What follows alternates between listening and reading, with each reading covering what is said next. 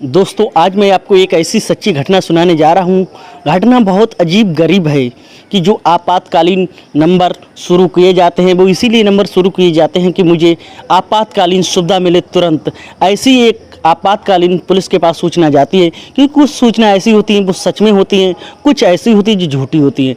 जो सच होती हैं उस पर पुलिस गंभीरता से ध्यान देती है, कुछ सूचनाओं पे ध्यान नहीं देती है।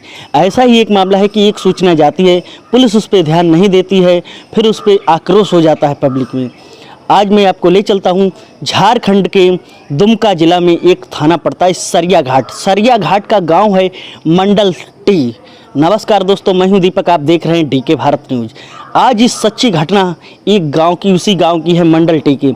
मंडल टी में एक परिवार रहता है।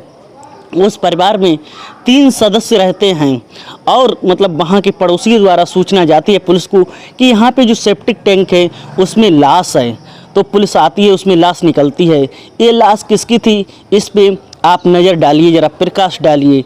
जिस परिवार में 3 सदस्य रहते हैं उस परिवार में एक 13 साल की बेटी, एक पत्नी, एक सोनू पौधेहार जो पति होता है उसके गौरी का, वो रहता है।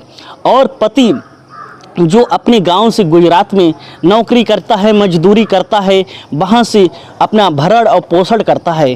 कुछ अपने पैसे जो अपनी बीवी के खाते में, पत्नी के खाते में डालता है।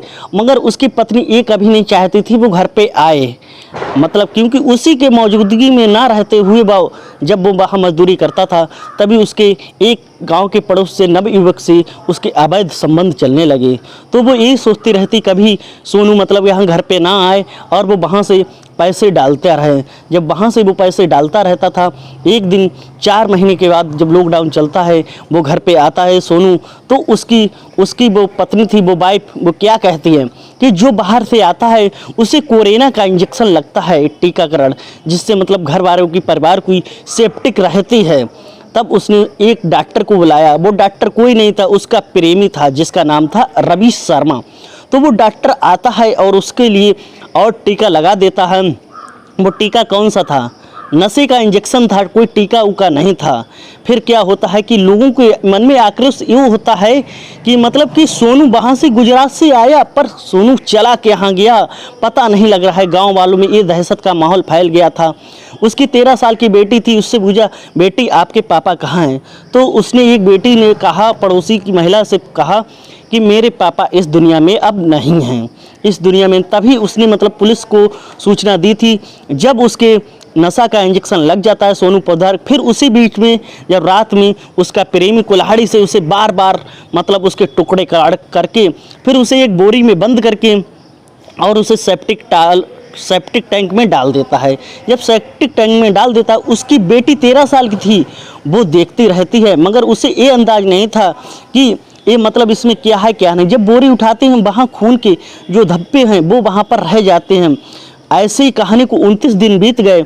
जब ये सूचना पुलिस को पहुंची तो पुलिस ने वहाँ पे गंभीरता से जब छानबीन की तो पता लगा कि ये उसके प्रेमी ने मिलकर उसको मार डाला है। प्रेमी ने उसके पति को मिलकर मार डाला है। गौरी जो उसकी पत्नी थी, गौरी ने जब उसके गंभीर धाराओं में चार्जशीट दाखिल की गई थी, फिर वहाँ के जो अनुज कुमार एसपी जी, उन्होंने जब एक एक बिंदु पर इसका खुलासा किया था, फिर गौरी ने इसका एक एक बिंदु पर खुलासा किया कि मैं उसके सोनू के गैर मौजूदगी में रवि शर्मा से मैं प्रेम करती थी और मेरी रोज़ चुपके चुपके उससे मुलाकात होती थी।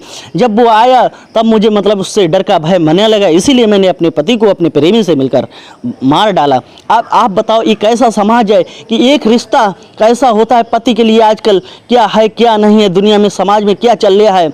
मेरा किसी को बहलाना नहीं, फुसलाना नहीं, जागरूक करना है। जहाँ भी रहें आप सतर्क रहें और क्राइम से बचें। और आपके घर में कोई भी कलेश होता है उसका सोल्यूशन निकालें और सबको जानकारी दें कि आपकी पत्नी भी कहीं ना कहीं कुछ ऐसा ना कर दे जिससे आपको मौत के घाट उतरना पड़े। कुछ भी करो उससे पहले सोच समझ के कर लो। मेरे इस कहानी से आपको यही तात्पर्य है कि जहाँ भी रहो सतर्क रहो, घर में कोई कलेश है उसका सॉल्यूशन निकालना चाहिए। अगर आपसे कोई बोल नहीं रहा है तुरंत उससे पूछना चाहिए क्यों नहीं मुझसे बोल रहा है। दोस्तों अगर आपको ये वीडियो अच्छी लगी तो लाइक शेयर, चैनल को सब्सक्राइब करो। ये सच्ची घटना है, मनगढ़ंत कहानी नहीं। झारखंड की इसमें सर्च करने में काफ़ी टाइम लगता है। दोस्तों अगर प्लीज़ इस चैनल को ज़्यादा से ज़्यादा सपोर्ट करें और सब्सक्राइब करें। धन्यवाद।